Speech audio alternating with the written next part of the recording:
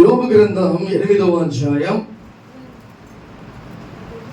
యోబు గ్రంథం 8వ అధ్యాయం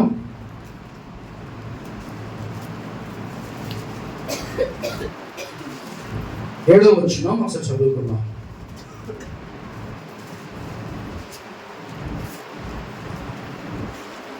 యోబు గ్రంథం 8వ అధ్యాయం 7వ వచనం ఒకసారి చదువుకుందాం. అప్పుడు నీ స్థితి మొదట కొద్దిగా నుండినను త్వరగా నీవు మహాభివృద్ధి పొందుదువు. చాలు. హల్లెలూయా. ఈరోజు ప్రియమైన దేవుని బిడ్డలారా, నువ్వు నీ స్థితి ఈరోజు కొద్దిగా ఉండొచ్చు, కానీ రేపు ఎలా ఉంటుందంట? మహాభివృద్ధి. అంటే రాబోయే రోజుల్లో నువ్వు మహాభివృద్ధి పొందుతావని నా దేవుడు మాట్లాడుతున్నాడు. అంటే ఇప్పుడు మనం ఎలాగున్నాం, రేపు మనం ఏ పరిస్థితుల్లో ఉంటామో మనకు తెలుసా? తెలియదు. అందుకనే ఎవరిని కూడా చాలా తక్కువ అంచనా వేయకూడదు. ఎవరితో కూడా మనం ఘర్షణలు పెట్టుకోకూడదు. ఎవరితో కూడా మనం పగ ఈర్ష్యలు మనము పెట్టుకోకూడదు. కాబట్టి ఈరోజు దేవుడు మనం ఏ స్థితి, ఇప్పుడు ఉన్న స్థితి కన్నా రాబోయే రోజుల్లో దేవుడు ఒక గొప్ప స్థితిలో దేవుడు నిన్ను ఉంచుతానని దేవుడు మాట్లాడుతున్నాడు. ఎంతమంది మనం ఉంటామని అనుకుంటున్నారంటే, అంటే ఎంతమంది మేము రేపు రోజుల్లో మేము మంచి స్థితిలో ఉంటామనే వాళ్ళ నమ్మకం ఉంది ఎవరికైనా? దేవుడు మనకి నమ్మకం అంటే మనం గొప్ప స్థితిలో ఉంటాం ప్రియమైన దేవుని బిడ్డలారా. కాబట్టి ఈరోజు నీ స్థితి కొద్దిగా ఉండినా నువ్వు రాబోయే రోజుల్లో నీ యొక్క పరిస్థితి ఎలా ఉంటుందంట? మహాభివృద్ధి నువ్వు చెందుతావంట ప్రియమైన దేవుని. ఓకే, కానీ ఇప్పుడు మనం ఏ స్థితిలో ఉన్నాం? ఇప్పుడు మనం మహాభివృద్ధి చెందాలని అంటే ఏం చేయాలి?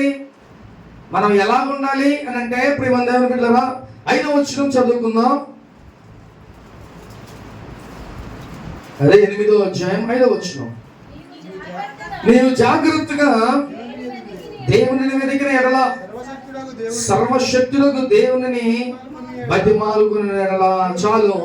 ఇక్కడ నీవు ఫస్ట్ ఆఫ్ ఆల్ నువ్వేం చేయాలంటే, మహాభివృద్ధి చెందాలనంటే నువ్వేం చేయాలంట? దేవుణ్ణి జాగ్రత్తగా నువ్వు వెతకాలి. అంటే దేవుని జాగ్రత్తగా వెతకాలి.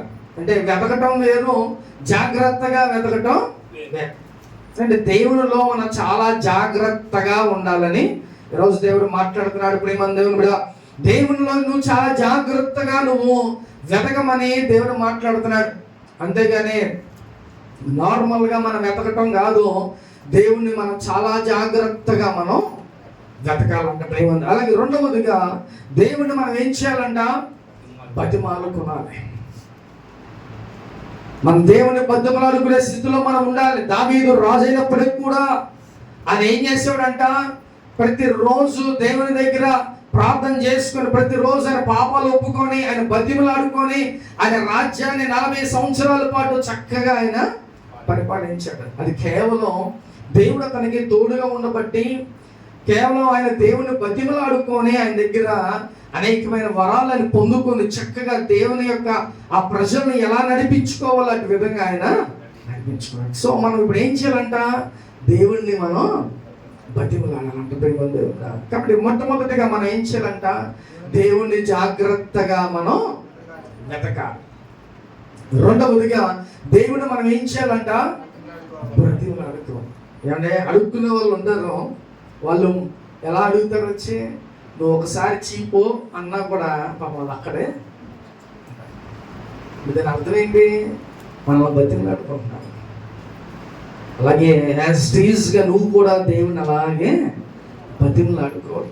ఎందుకంటే ఆయనే మనకి అన్ని ఇచ్చేది, ఆయనే మనకి సమస్త సమకూర్చువాడు ఆయనే. కాబట్టి మనం ఏం చేయాలంటే ఆయన్ని బతిమలాడుకోవాలి. ప్రభువా నువ్వు ఇస్తేనే ఈరోజు ఇలా మేము బ్రతుకున్నాం అంటే కేవలం అది నీ కృపేనయ్యా. ఈరోజు చూడగా ఎంతో మంది గతించిపోయారు, ఎంతో మంది భూమి మీద లేకుండా పోయారు, కానీ నువ్వు నేను ఇలా బ్రతికున్నామంటే కేవలం ఆయన కృప. ఆరోగ్యాన్ని ఇస్తున్నాడు, క్షేమాన్ని ఇస్తున్నాడు, అలాగే రోజు తినడానికి మనకి తిండినిస్తున్నాడు దేవుడు. అది ఎంత గొప్ప ప్రేమ దేవుని బిడ్డలారా. కాబట్టి దేవుణ్ణి మనం ఏం చేయాలంట? బతిమలాడుకోవాలి దేవుణ్ణి. ఆ స్థితిలో మనం ఉండాలి ప్రేమ దేవుని బిడ్డ. కాబట్టి నువ్వు మహాభివృద్ధి చెందాలనంటే ఏం చేయాలంట?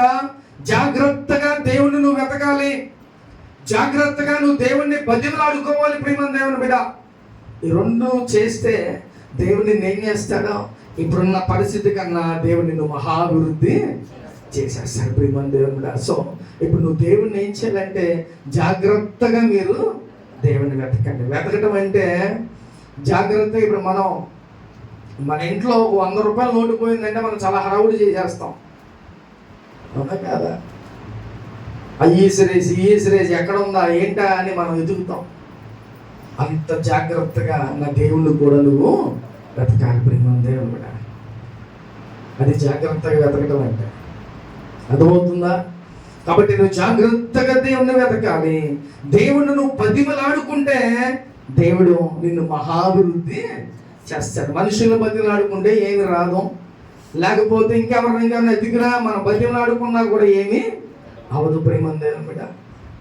అదే దేవుడు నువ్వు బతిమలాడుకుంటే దేవుడు నిన్ను మహాభివృద్ధి చేసేస్తాడు ప్రియమైన దేవుని బిడ్డ. ఒక వ్యక్తి అంట చైనాలో,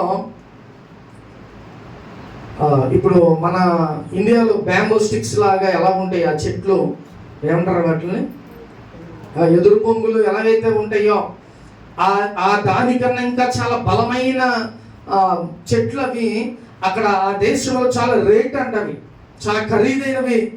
అయితే ఒక వ్యక్తి ఒక 2-3 ఎకరాలు తీసుకొని ఓన్లీ అదే వేసాడంట.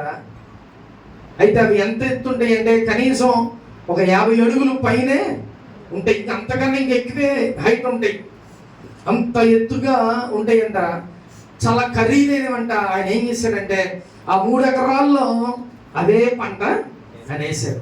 ఇప్పుడు ఆయన ఏం చేశాడంటే భూమిలో పాతాడు. ఇప్పుడు ఏమవ్వాలది మెల్లిమెల్లిగా అది గ్రోత్ అవుతా ఉండాలి కదా, మెల్లిమెల్లిగా. అదంతా ఇంత చిన్న గింజ దాన్ని భూమిలో పాతాం, అదేమైందంట మెల్లిమెల్లిగా అయిపోయి చాలా పెద్ద వృక్షం అయిపోతుందంట.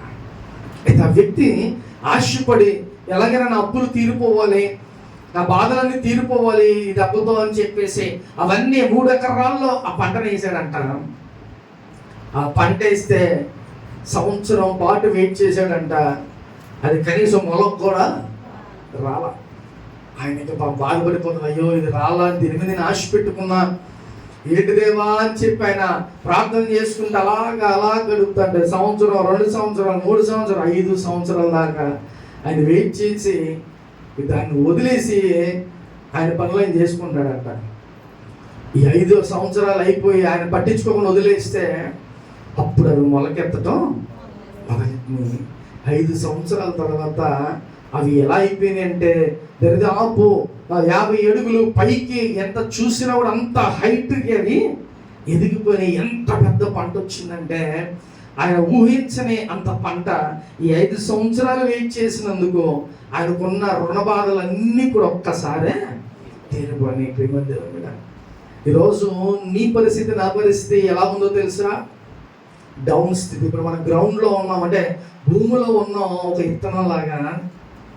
ఇప్పుడు మనం కొంచెం బయటకు వస్తే చాలు, ఆటోమేటిక్గా అదే అభివృద్ధి. అది రావటానికే సమయం. అది వస్తే చాలు, కొంచెం అది మొక్క వస్తే అది చాలా హైట్స్కి వెళ్ళిపోతుంది, దానికి ఆపేవాడు అప్పుడు ఉండడం. కాబట్టి ఈరోజు నువ్వు మహాభివృద్ధి చెందాలని అంటే ఈ యొక్క భూమిలో ఉన్న పోరాటాన్ని పోరాడుతూ ఉండాలి. కొద్దిగా జస్ట్ కొంచెం అలా భూమిని చీల్చుకొని కొంచెం పైకి వస్తే అది చాలా పెద్ద వృక్షం అయిపోద్ది ప్రేమ. ఈరోజు నువ్వు నేను అదే పరిస్థితి. నువ్వు నేను కూడా ఇప్పుడు ప్రస్తుతానికి భూమిలో ఉన్న ఒక విత్తనం లాగా ఉన్నాం. జస్ట్ కొంచెం మొలకెత్తి పైకి వస్తే చాలు, ఇక మనల్ని ఎవడు ఆపేవాడు ఉండడు ప్రియమైన దేవుని బిడ్డ. అప్పుడు దాకా నువ్వు ఓర్చుకో, అప్పుడు దాకా నువ్వు భరించు, అప్పుడు దాకా నువ్వు సహించు. ఒక్కసారికి నువ్వు బయట భూమి నుంచి బయటకు వస్తే అది మహావృక్షం అయిపోద్ది ప్రియమైన దేవుని బిడ్డ. హల్లెలూయా. ఇప్పుడు ఆ మహావృక్షాలు ఏమవుతాయి అంట? కాయలేస్తే, నీడనిస్తే, చక్కగా మనకి అన్ని విధాలుగా అది ఉపయోగపడుద్ది. ఈరోజు నువ్వు కూడా మహాభివృద్ధి చెందితే చక్కగా అనేక మందికి నువ్వు సహాయపడేలాగా, అనేక మందికి నువ్వు నీడనిచ్చేవారులాగా దేవుడు నిన్ను చేసేస్తాడు ప్రేమ దేవుని బిడ్డ. హల్లెలూయా. కాబట్టి ఇప్పుడు నీ పరిస్థితి చాలా చిన్నగా ఉందేమో, రేపు రాబోయే రోజుల్లో మహాభివృద్ధిని దేవుడు నిన్ను చేసేస్తాడు ప్రేమ. అంటే ఇప్పుడు మన డౌట్స్ ఎలా ఉంటాయి అంటే, నీకు నువ్వే డౌట్, అయ్యో నా పరిస్థితికి ఇంతేలే, మనం ఇంకెట్టా వెళ్తామేమోలే మన జీవితం అని అనుకుంటా ఉంటాం.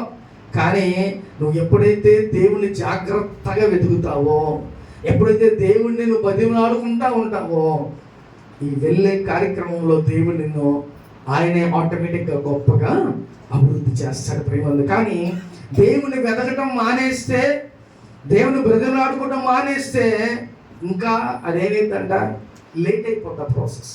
అర్థమవుతుందా? నువ్వు చెట్టుకి నీళ్లు పోయకపోతే ఏమైంది, ఎండిపోతుంది. మన పరిస్థితి అంతే. నువ్వు దేవుణ్ణి వెతకలాలని అనుకో జాగ్రత్తగా, నీ పరిస్థితి కూడా ఎండిపోయిన చెట్లాగా అయిపోతాయి. కాబట్టి జాగ్రత్తగా దేవుణ్ణి వెతకండి. జాగ్రత్తగా దేవుణ్ణి మీరు ఏం చేయాలంట, బతిమలాడుకోవాలి దేవుణ్ణి. ఎందుకంటే ఆయన ఇస్తే అది వేరే లెవెల్ కాదు. మనం ఒక అడుగున వాళ్ళకి ఇవ్వాలంటే మన సత్తా ఎంత ఉంటుందండి, 10 రూపాయలు 20 రూపాయలు ఇస్తాం, లేదు మా 100 రూపాయలు ఇస్తాం, అంతకన్నా మనం అంత ఇవ్వం కదా.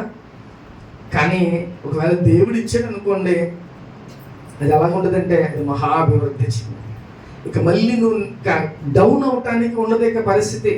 ఒక్కసారి దేవుడు నీకు సపోర్ట్ చేస్తే నువ్వు ఉన్నత స్థితిలోకి వెళ్ళిపోతావు. మనుషులు సహాయం చేస్తే కొద్దిగానే, అదే దేవుడు సహాయం చేస్తే నువ్వు చాలా మహాభివృద్ధి చెందుతావు. అనేక మందికి సహాయం చేసేలాగా, అనేక మందికి నువ్వు నేరనిచ్చే వ్యక్తిలాగా దేవుడు నిన్ను చేసేస్తాడు ప్రియమైన దేవుని బిడ్డ. కాబట్టి ఈ రోజు నీ స్థితి కొద్దిగా ఉందేమో, కానీ రాబోయే రోజుల్లో నీ స్థితి ఎలా ఉండదంట, మహాభివృద్ధి చెందుతావు అంట ప్రియమైన దేవుని బిడ్డ. కాబట్టి ఆ రైతు 5 సంవత్సరాలు చూసి ఆయన నీరసించిపోయి ఆల్రెడీ నీళ్లు పెడతాడంట, ప్రతిరోజు నీళ్లు పెట్టేవాడంట, ప్రతిరోజు దానికి ఏం కావాలి అన్నీ అది చేశాడు. కానీ 5 సంవత్సరాలు కూడా ఏం ఉపయోగం లేదు. కానీ 5 సంవత్సరాల తర్వాత ఏమైందంట, ఒక్కసారిగా అది ఎదిగిపోయింది. అంటే ఇప్పుడు భూమిలో ఏమవుతుందంట, ప్రిపేర్ అవుతుంది. అది బయటికి రావటానికి కొంత సమయం పడుతుంది, బయటికి రావటానికి కొంత టైం అనేది ఉంటుంది. కాబట్టి ఇప్పుడు మనం కూడా ఈ భూమిలో ఉన్నాం, కొన్ని పోరాటాలు పోరాడుతూ ఉన్నాం. ఆ భూమి నుంచి నువ్వు బయటికి ఒక్కసారి అలా వస్తే ఏమైందంటే ఇక మహాభివృద్ధి చెందుతావు ప్రేమ దేవుని మీద. కాబట్టి దేవుడు అనేకమైన ఆప్షన్స్ మనకి ఇస్తూ ఉంటాడు. చూస్ ద ఆన్సర్స్లో ఏముంటాయి అంటే ABCD ఉంటాయి. ఈ ABCDలో నువ్వు ఏదైనా నువ్వు చాయిస్ తీసుకోవచ్చు. కాబట్టి దేవుడు నీకు అనేకమైన మార్గాలు తెరుస్తాడు. ఆ మార్గాలు తెరిచినప్పుడు ఏదో ఒక ద్వారం నుంచి దేవుడు నీకు సహాయాన్ని అందిస్తాడు. ఇవన్నీ సెట్ చేసి ఉంచుతాడు దేవుడు. కాబట్టి కొంత టైం నీకు పడుతుంది. ఎలాగైతే ఆ చెట్టు కొంచెం మొలిచిన తర్వాత దాన్ని నువ్వేం చేయవసరం, ఆటోమేటిక్గా అదే పెరిగిపోతాయి. మా అత్తగారు ఇంటికాడంట పెద్ద చెట్టు, మామిడికాయ చెట్టు మొలిచింది. ఆ మామిడికి అదొక రకం, అదే రకమో తెలియదు అసలు. కానీ వాళ్ళు నీడ కోసం అటు ఉంచారు. ఏంటంత అసలు ఎందుకు పనిగా తినకోకుండా ఉండే చెట్టు ఎందుకు నరికేచ్చుగా అని అంటే, అయ్యా అసలు మేము వేయలేదయా, ఎవరో తిని పడేసినట్టున్నారు అంటే. చూడండి, తిని పడేసిన చెట్టు ఎలా అయిపోయిందంట, వృక్షం అయిపోయింది. కాబట్టి ప్రియమైన దేవుని మీద దేవుడు మనం ఉన్న కొత్త స్థితిని దేవుడు ఏం చేస్తాడంటే మహాభివృద్ధి చేస్తాడు. ఎప్పుడు చేస్తాడంట, నువ్వు దేవుని జాగ్రత్తగా వెతికినప్పుడు, నువ్వు జాగ్రత్తగా దేవుని బతిమలాడుకుంటే దేవుని నువ్వు గొప్పగా ఆశీర్వదిస్తాడు ప్రియమైన దేవుని మీద. అంతేగాని దేవుని వెతక్కోకుండా, దేవుని బతిమలాడుకోకుండా నువ్వు హైట్స్లోకి చేరడం చాలా కష్టం. అందుకని దేవుని జాగ్రత్తగా మీరు వెతకండి. అలాగే దేవుని జాగ్రత్తగా నువ్వు బతిమలాడుకోండి. దేవుడు మహాభివృద్ధి మిమ్మల్ని చేస్తాడు ప్రియమైన దేవుని. దావీదు కూడా ఏం చేసేవాడంటే చక్కగా ఆయన ఆరాధన చేసుకుంటా, గౌరులు కాల్చుకుంటా ఉండేవాడు. దేవుడు ఏం చేశాడంటే మహాభివృద్ధి చేశాడు. ఆయన చేశాడా, ప్రయత్నం చేశాడా? ఏం లేదు. జస్ట్ ఆయన అడవుల్లో ఆయన గొర్రెలు కాసుకునే వ్యక్తి, కానీ దేవుని దృష్టి ఆయన మీద పడింది. ఎందుకనంటే దేవుని చక్కగా ఆరాధన చేస్తూ ఉండేవాడు, దేవుని ఎప్పుడు బతిమలాడుకుంటూ ఉండేవాడు, ఎప్పుడు దేవుని జాగ్రత్తగా ఆయన వెతుకుతూ ఉండేవాడు. అందుకని దేవుడు తన ప్రమేయం లేకోకుండానే దేవుడు అతన్ని రాజుగా చేశాడు. ఆయన చూస్ చేసుకున్నాడు దేవుడు.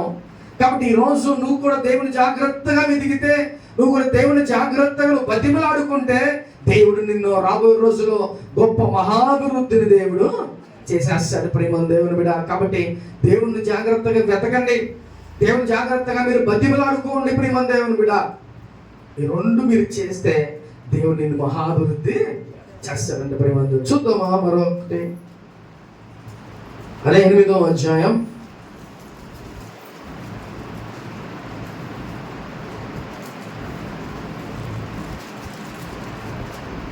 6వ వచనం చదువుకుందాం. నీవు పవిత్రుడవై యథార్థవంతుడైన ఎడల నిశ్చయముగా ఆయన యందు శ్రద్ధ నిలిపి నీ నీతికి తగినట్టుగా నీ నివాస స్థలములను వర్ధిల్లింపచేయును. హల్లెలూయా. 2 విషయాలు ఇప్పుడు మనం నేర్చుకున్నాం. మొట్టమొదటిగా ఏంటంట, నువ్వు జాగ్రత్తగా దేవుణ్ణి వెతుకు. రెండవది దేవుణ్ణి బతిమలాడుకో. ఇప్పుడు మూడవది ఏంటంటే నువ్వు పవిత్రుడిగా ఉండాలంట. ఫస్ట్ ఆఫ్ ఆల్ పవిత్రుడిగా అంటే యేసయ్య ఎలాంటి వాడంటే పవిత్రుడు. ఆయనకి ఏ మచ్చ ఏ డాగు, ఆయన్ని ఒక మాట మనం ఎంచడానికి ఏమీ లేదు. అలాంటి వాడిని ఏమంటారు? పవిత్రుడు అని అంటారు. కాబట్టి నువ్వు కూడా యేసయ్యలాగా పవిత్రుడిగా ఉండమని దేవుడు మాట్లాడుతున్నాడు. అలా ఉంటే దేవుడు ఏం చేస్తాడంటే మిమ్మల్ని మహాభివృద్ధి. కేవలం నువ్వు పవిత్రుడు ఉంటే చాలు. ఇప్పుడు దావీదు కూడా రాజు అవడానికి గల కారణం ఏంటంటే పరిశుద్ధంగా ఉన్నాడు, దేవుని బతిని ఆడుకున్నాడు, దేవుని జాగ్రత్తగా ప్రతిరోజు వెతికేవాడు. కాబట్టి ఆయన్ని గొప్పగా మహాభివృద్ధిని దేవుడు చేశాడు. ఈరోజు మనం కూడా పవిత్రంగా ఉంటే చాలు. ఈ యొక్క లైఫ్ స్టైల్ నువ్వు పవిత్రంగా అట్లా వెళ్తే దేవుడు నిన్ను మెల్లిగా ఆయన వర్క్ ఆయన చేసుకుంటా ఉంటాడు నీ పక్షాన. అర్థమవుతుందా? నువ్వు పవిత్రంగా జీవిస్తే, పవిత్రంగా ఈ లోకంలో నువ్వు ఉంటే దేవుడు ఆయన చేయాల్సిన వర్క్ ఆయన నీ జీవితంలో చేస్తూ ఉంటాడు. ఇంకో విషయం ఏంటంటే దేవుడు మనల్ని చూసి మనదే ఎందుకు దేవుడు కార్యం చేస్తాడు అని అంటే, ఇన్ని కోట్ల ప్రజల్లో నన్ను చూస్తాడా దేవుడు, ఇన్ని కోట్ల ప్రజల్లో దేవుడు నా ప్రార్థన ఆలకిస్తాడంటే కంపల్సరీగా మన ప్రార్థన దేవుడు ఆలకిస్తాడు. అంటే నన్ను ఒక్కడనే చూస్తాడా ఇన్ని కోట్ల ప్రజల్లో అంటే దేవుడు కంపల్సరీగా చూస్తాడు. ఎందుకనంటే దేవుడు సేనా దయ్యం పట్టిన వ్యక్తిని ఒక రాత్రి సముద్రం అంతా దాటుకుంటే వెళ్ళి ఆ వ్యక్తిని విడిపించి దేవుడు మళ్ళీ అక్కడి నుంచి వెళ్ళిపోయాడు. కేవలం ఆ ఒక వ్యక్తిని విడిపించడానికే దేవుడు అక్కడికి వెళ్ళాడు. ఆయన బాగు చేశాడు, ఆయన అక్కడి నుంచి వెళ్ళిపోయాడు. సో ఇప్పుడు దేవుడు అతను చూసాడా లేదా? ఆయన కోసమే ప్రత్యేకంగా దేవుడు అక్కడికి వచ్చాడు ప్రియమైన దేవుడు. కాబట్టి ఈరోజు మనందరిని కూడా దేవుడు ప్రత్యేకంగా ఒక్కొక్కరిని దేవుడు చూసే దేవుడు, ఒక్కొక్కరిని దేవుడు అబ్జర్వ్ చేసే దేవుడు, ప్రతి ఒక్కరిని దేవుడు కనిపెడుతున్నాడు ప్రియమైన దేవుని బిడ్డ. జాగ్రత్త, మన జాగ్రత్తగా ఈ లోకంలో పవిత్రంగా ఈ లోకంలో నువ్వు ఉండాలి. అలా ఉంటే రేపు రాబోయే రోజుల్లో దేవుడు నేను గొప్పగా ఆ మహాభివృద్ధిని దేవుడు చేసేస్తాడు ప్రియమైన దేవుడు. 4వది దేవుడు చూద్దాం. యథార్థమైన ఎడల అంటే పవిత్రుడు ప్లస్ యథార్థంగా అంటే నీ మాట ఎలా ఉండాలంట? యథార్థంగా ఉండాలి. నీ ప్రవర్తన యథార్థంగా నువ్వు జీవించాలి. అంటే ఒక మనిషిని మనం ప్రత్యేకంగా అరే వీడు చాలా మంచివాడు, తన పని తను చేసుకుంటాడు, వీడు యథార్థంగా ఉంటాడు, ఏదైనా మాట చెప్తే చేస్తాడు, ఎలాగా యథార్థంగా నువ్వు ఉండాలి అని దేవుడు ఈరోజు మాట్లాడుతున్నాడు ప్రేమ దేవుని బిడ్డ. అంటే దేవునికి వ్యతిరేకంగా లేకపోతే ఆ మనుషులకి మనం కీడు చేసే వల్ల కాకుండా మనం ఎలా ఉండాలంట? దేవుని యందు యథార్థంగా మనం జీవించాలి. ఇప్పుడు పవిత్రంగా అలాగే యథార్థంగా నువ్వు జీవించగలిగితే నువ్వు చాలా హైట్స్ లోకి దేవుడు నిన్ను తీసుకెళ్తాడు ప్రేమ. ఇది కంపల్సరీ దేవుని మాట ప్రేమ దేవుని మీద. ఈ రకంగా నువ్వు జీవించగలిగితే ఒక నాటికి కొంత టైం ఉండదు, ఆ టయానికి నిన్ను దేవుడు గొప్ప స్థితిలోకి. చాలా మంది మనం సాక్ష్యాలు విన్నాం, చాలా మందిని మనం చూసాం మన కళ్ళారా కూడా. ఏంటో తెలుసా? రోడ్డు మీద పడిపోయిన వ్యక్తుల్ని దేవుడు పైకి లేపిని చాలా చాలా మనం విన్నాం. కేఎఫ్సి మన న్యూస్లో కూడా ఉన్నట్టు ఉన్నాయి. కేఎఫ్సి ఆ వ్యక్తి ఏంటో తెలుసా? తన భార్య అతను తినడానికి కూడా లేని పరిస్థితి. ఆయన ఏం చేశాడంటే ఒక జాయింట్లో దేవుడు దర్శనం చూపించాడంట. అక్కడ పోయి నా పరిస్థితి ఇంతేనా, మా బ్రతికి ఇంతేనా అని ప్రార్థన చేసుకుంటుంటే దేవుడు అంటే ఒక దర్శనం చూపించంట, జాయింట్లు, చికెన్ జాయింట్స్ చూపించాడంట. అంటే ఇవి అమ్ముకో అని దేవుడు చూపించాడంట. ఆయన వెంటనే ఏం చేశారంటే దర్శనం రాగానే వెంటనే తన భార్యతో చెప్తే తన భార్య మెడలో ఉన్న తాళిబొట్టు తీసేసి అమ్మి మెల్లిగా ఫస్ట్ ఒక 6 జాయింట్లు చక్కగా వాళ్ళు ఫ్రై చేసి మంచిగా దాన్ని ఒక బకెట్లో పెట్టి అమ్ముతున్నాడంట. ఫస్ట్ రోజు ఎవ్వరు కొనలేదంట. రెండో రోజు, మూడో రోజు అలాగే వాళ్ళ దగ్గర ఉన్న డబ్బులు కూడా అయిపోతున్నాయి. ఇప్పుడు ఆయన ఏమనుకున్నాడంటే, ఏంటి ప్రభువా చూపించావు ఒక్కడు కొనట్లా, నువ్వేమో ఈ దర్శనం చూపించావు, జాయింట్స్ అమ్మంది చెప్తున్నావు, ఏంటి ప్రభువా అని ఆయన అట్లా అనుకుంటా ఉండగా 5వ రోజు ఒక రోజు ఆయన రోడ్డు మీద వెళ్తుండగా ఒక పెద్ద ఇంటి ఒక ఆయన చూసి వెంటనే ఆయన్ని పిలిచి ఆయన దగ్గర ఉన్న జాయింట్లన్నీ తీసుకొని వెళ్ళిపోయాడంట. అయితే ఆ రోజు ఆ ఇంట్లో కొన్ని కలెక్టర్స్ చాలా గొప్ప వాళ్ళు అక్కడికి మీటింగ్కి వస్తున్నారు. ఆ కుటుంబంలో ఫంక్షన్ జరుగుతుంది. అయితే వంటవాడు రాలేదంట. సరే ఏదో ఒకటి మేనేజ్ చేద్దాం, ఏదో స్నాక్స్ పెడదామని ఆ జాయింట్లు తీసి పెడితేనంట అవి వెంటనే అసలు ఎక్కడ తెచ్చారు, ఎవరు చేశారు అని అడిగానంట. అంటే చాలా చాలా బాగున్నాయి అంట టేస్ట్. అయితే దాంట్లో ఉన్న ఒక గొప్ప వ్యక్తి ఏం చేశాడంటే, మా ఇంట్లో ఫంక్షన్ ఉంది, మాకు ఏ జాయింట్లు కావాలి అన్నాడంట. వెంటనే ఆ వ్యక్తి ఎక్కడ ఉన్నారో పట్టుకొని ఆయన తీసుకొస్తే 2000 మందికి ఆయనకి జాయింట్లు చేయమన్నారట. ప్రేమ దేవుని మీద ఒకసారి జ్ఞాపకం చేసుకో. ఆ దెబ్బతో ఇప్పుడు ఆయన ఏ పరిస్థితిలోకి వెళ్ళిపోయాడంటే, ఆ KFC లేని దేశం 200 దేశాలకు పైగా ఆయన బ్రాంచెస్ ఉన్నాయంట. అంటే ఒకప్పుడు ఏ స్థితి అయింది, చాలా కొద్ది స్థితి అయింది. కానీ ఇప్పుడు ఎలా ఉందంట, మహాభివృద్ధి. 200 దేశాల్లో ఆయన కంపెనీలు ఉన్నాయి. దేవుడు తలుచుకుంటే ఏదైనా చేస్తాడండి.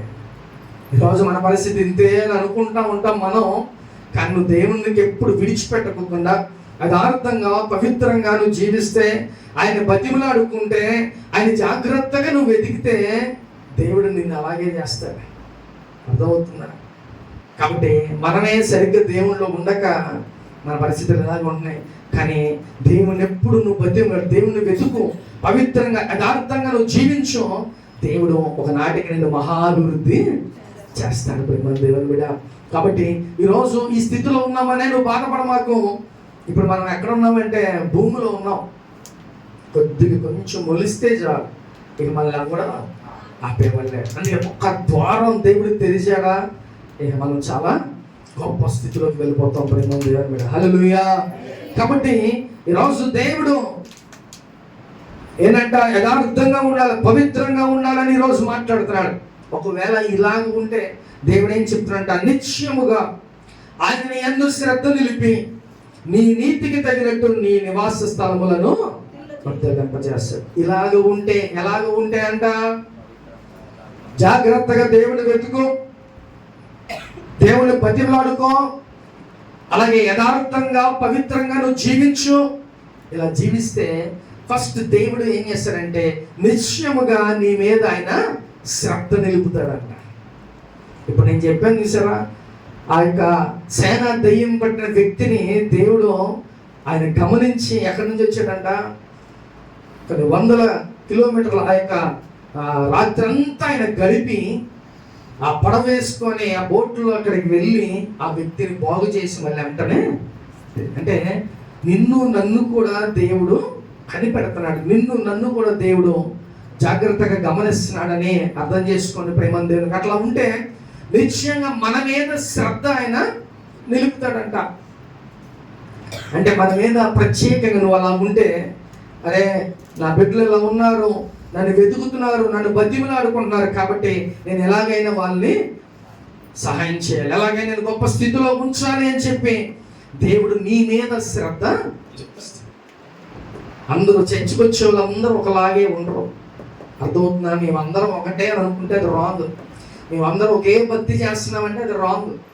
అర్థమవుతుందా? నువ్వు జాగ్రత్తగా దేవుని వెతికే వాళ్ళు కొంతమందే ఉంటారు, దేవుని బతిమలాడుకునే వాళ్ళు కూడా కొంతమందే ఉంటారు, పవిత్రంగా యథార్థంగా ఉండే వాళ్ళు కూడా కొంతమందే ఉంటారు. అందుకనే ఈరోజు మనందరం కూడా జాగ్రత్తగా దేవుణ్ణి వెతకండి, అలాగే బతిమలాడుకోండి, అలాగే పవిత్రంగా యథార్థంగా మీరు ఉంటే అప్పుడు మనందరి మీద కూడా దేవుడు శ్రద్ధ పెడతాడు, ఆయన కనుదృష్టి మన మీద ఉంటుంది. అలా ఉంటే నిశ్చయంగా మనం మహాభివృద్ధి చెందుతాం. ఫస్ట్ నువ్వు నీ కుటుంబం వర్ధిల్లుద్దంట. అర్థమవుతుందా? ఇప్పుడు కనీసం అరే మనం బాగుపడితే చాలు అన్న నువ్వు ఎలాగ ఉండాలి, ఇలాగ బ్రతకాల్సిందే. నువ్వు ఇతరులకు సహాయం చేయడం పక్కన పెట్టే, కనీసం నువ్వు బాగుపడాలి, నువ్వు ఉన్నత స్థితిలోకి వెళ్ళాలని అంటే కంపల్సరిగా నువ్వు ఈ రకంగా నువ్వు బ్రతకాల్సిందే. అలాగన్నా నువ్వు బ్రతికాలి, కనీసం దేవుడు నిన్ను బ్లెస్ చేస్తాడు. నువ్వు తర్వాత సహాయం చేయడం చేయకపోవడం నెక్స్ట్, అది సెకండరీ. కానీ దేవుడు నిన్ను నీ కుటుంబాన్ని దేవుడు గొప్పగా బ్లెస్ చేస్తాడు. ఎలాగంట? ఫస్ట్ శ్రద్ధ నిలుపుతాడంట నీ మీద. రెండోది ఏంటంట, నీ నీతికి తగినట్లు నీ నివాస స్థలాల్ని వర్ధిల్లింప చేస్తాడు. నువ్వు అలా ఉంటే నీతిపరుడే అంటారుగా. జాగ్రత్తగా దేవుని వెతుకుతున్నావు, బతిలాడుకుంటున్నావు, యథార్థంగా ఉంటున్నావు, పవిత్రుడిగా ఉంటున్నావు. కాబట్టి ఇప్పుడు అతన్నిటికీ నీతిగా నిన్ను దేవుడు చూసి నీ నీతికి తగినట్టుగా నిన్ను నీ కుటుంబాన్ని దేవుడు వర్ధిల్లింప చేస్తాడు. ఏ రోజు మా ఇంట్లో బియ్యం లేవయ్యా, ఏ రోజు నా దగ్గర డబ్బులు లేవు, లేకపోతే ఏ రోజు అది లేదు ఇది లేదు అనే మాట లేకోకుండా దేవుడు చేసేస్తాడు. అది వర్ధిల్లింప చేయటం అంటే ఓ కోట్లు మన దగ్గర రావసరా, మన ఊరిని వెనక్కి తిరిగి ఇలా చూసుకోకుండా ఉంటే చాలా. అంటే ఒకరిని అడగకోకుండా దేవుడు మనల్ని అలా ఉంటే చాలు కదా, ఇంకే లైఫ్ స్టైల్ హ్యాపీగా వెళ్ళిపోతాయి. ఏది అవసరం అన్నా మనం ఎవరిని అడగాల్సింది లేకుండా ఉంటే చాలు కదా. ఇంకా అదే దాన్ని వర్ధిల్లింప చేయటం ప్రియమైన దేవుని బిడ్డలారా. ఓ కోట్లు మన దగ్గర ఉండవసరలా, మన దగ్గర ఎలాగంటే మన అవసరం తగినట్టుగా అన్నీ వెళ్ళిపోతా ఉంటే ఇంకా హ్యాపీగా, అంతకన్నా ఇంకా ఏముండదు. ఎందుకు? ఈ లోకంలో ఏది ఉన్నా ఈ భూమిలో మనం ఉన్నంత వరకే, మనం చనిపోయిన తర్వాత ఏం చేయలేం. కానీ నీ యథార్థత, నీ పవిత్రత ఆయన కంపల్సరిగా చూస్తున్నాడు. ప్రియమైన దేవుని జాగ్రత్తగా లోకములో ఉండాలి. ఇప్పుడు నీ పరిస్థితి కొద్దిగానే ఉండొచ్చు, నీకు నువ్వే నేను ఎందుకు పనికిరానేమో, ఇంకా మా పరిస్థితి ఇంతేనేమో అనుకుంటా ఉండొచ్చు. కానీ దేవుడు ఒకనాటికి నిన్ను మహాభివృద్ధి చేసేస్తాడు ప్రియమైన దేవుడు కూడా. కాబట్టి నువ్వు జాగ్రత్తగా దేవునిలో ఉండాలి ప్రియమైన. అలా ఉంటే అప్పుడు నీ స్థితి మొదట కొద్దిగా ఉండినను తొలుగా నువ్వు మహాభివృద్ధి చెందుతా. కాబట్టి ఇప్పుడు మహాభివృద్ధి చెందాలంటే ఏం చేయాలంట? ఏమంటే దేవుని జాగ్రత్తగా వెతకాలి. రెండవది బతిమలాడుకోవాలి దేవుణ్ణి. మూడవది యథార్థంగా ఉండాలి. నాలుగవది పవిత్రంగా ఉండాలి. అప్పుడు దేవుడు నీ నీతికి తగినట్లుగా నిశ్చయముగా ఆయన కనుదృష్టిని మీద ఉంచి నిన్ను నీ కుటుంబాన్ని వర్ధిల్లింప చేస్తాడు ప్రియమైన దేవుని బిడ్డ. కాబట్టి అటు విధంగా ఉంటే నువ్వు, నీ కుటుంబం, నీ పిల్లలు నువ్వు వర్ధిల్లింప చేస్తాడు దేవుడు. మనమే పెద్ద టాలెంటెడ్ పర్సన్స్ అనుకుంటే అది అవ్వదు. నా టాలెంట్కి తగ్గట్టుగా నేను పని చేసుకుంటున్నా, లేదా జాబ్ చేస్తున్నా, ఇంకొకటి అంటే అది అయ్యే పని కాదు. కంపల్సరిగా దేవుడు మన జీవితంలో లేకపోతే మనం జీరో. ఆయన లేకపోతే మనం సున్నా ప్రియమైన దేవుడు. చక్కగా దేవుడు నీకు తోడుగా ఉంటే నువ్వు 100%, లేకపోతే దేవుడు లేకపోతే నువ్వు జీరో. నీ బ్రతుకు నా బ్రతుకు అంతా జీరో ప్రియమైన దేవుడు బిడ్డ. ఒకవేళ దేవుడు ఉంటే నువ్వు ఏ స్థితిలోనైనా దేవుడిని చేస్తావు. ఇప్పుడు కొద్దిగా ఉన్నావు, కానీ రేపు నిన్ను దేవుడు గొప్ప హైట్స్లోకి దేవుడు నిన్ను తీసుకెళ్ళిపోతాడు. అలా ఉండాలని ఆశ ఉందా ప్రియమైన దేవుని బిడ్డ? నేను మహాభివృద్ధి చెందాలి, అనేక మందికి సహాయం చేయాలి, అనేక మందికి నీడవ్వాలి అని నువ్వు కోరుకున్నట్లయితే కంపల్సరిగా నువ్వు ఎలాగైతే ఇప్పుడు దేవుడు నీతో మాట్లాడుతున్నాడో అటు విధంగా నువ్వు ఉండాలి. అలా ఉంటేనే దేవుడు నిన్ను గొప్ప స్థితిలోకి దేవుడు తీసుకెళ్తాడు ప్రియమైన. ఇక మనం అనుకుంటూ ఉంటాం, అయ్యో నేను బాగా చదువుకోలేదే, లేకపోతే నా పరిస్థితి ఇంతే, మా కుటుంబ పరిస్థితి ఇంతే అని నువ్వు అనుకుంటా ఉండొచ్చు. కానీ దేవుడు తలుచుకుంటే ఎలాగైనా గొర్రెలు కాసుకున్నాను రాజుని చేయలే, అది అసలు అయిద్దా? అవ్వదు. కానీ దేవుడు అతనికి తోడుగా ఉండబట్టి అతను గొప్ప రాజుగా చేశాడు ప్రియమైన దేవుని మీద.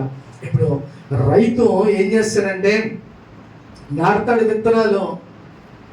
ఆయన ఏమన్నా లోపల భూమిలోకి వెళ్ళి ఏమన్నా చేస్తాడా? ఏం చేస్తాడు? కాపలాగా అక్కడ పడుకొని ఉంటమే. అన్ని ఎకరాలకి ఏంటంట, అక్కడ కాపలాగా మంచం వేసుకుని కొనుక్కోవటమే తప్ప అవే వాటందరికి అవే మొలవాలి, అవే ఎదగాలి, అవే మనకి ఆహారం వాళ్ళకి. అవునా కాదా? ఇప్పుడు లోపల ఎవరు వర్క్ చేస్తున్నారు? దేవుడు వర్క్ చేస్తున్నాడు. అర్థమవుతుందా?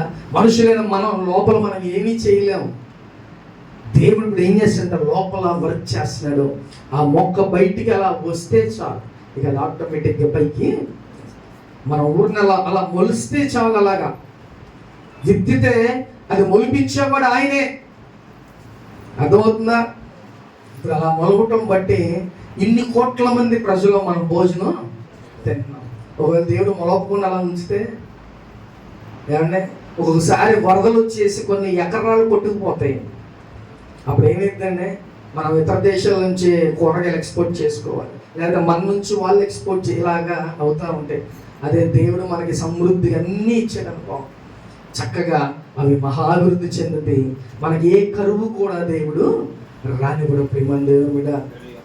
కాబట్టి ఈరోజు దేవుడు మనతో మాట్లాడుతున్నాడు. ప్రేమని దేవుడు బిడ్డ, ఇప్పుడు నీ తరపున నా దేవుడు వర్క్ చేస్తున్నాడు.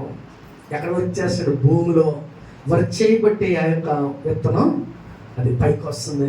ఈరోజు నీ తరపున నా దేవుడు వర్క్ చేస్తున్నాడు. కాబట్టి వెయిట్ చేయండి. దేవుడు నిన్ను కంపల్సరీగా ఒక నాటికి మహాభివృద్ధి చేసేస్తాడు. ప్రేమ దేవుడు కూడా వేచి ఉండు చాలు. నువ్వు అలా వేచి ఉంటే చాలు. నీతిపరుడుగా యథార్థంగా నువ్వు దేవుని జాగ్రత్తగా వెతికి దేవుని జాగ్రత్తగా నువ్వు బతిమలాడుకుంటే దేవుడు నిన్ను గొప్ప స్థితిలోకి తీసుకెళ్తాడు. ఒకరోజు భక్తి కాదు, లేదా ఒకరోజు దేవుడిని వెతకడం, ఒకరోజు బతిమలాడుకోవటం కాదు. నీ లైఫ్ స్టైల్లో నువ్వు ఎప్పుడు ఇదే చేయాలి.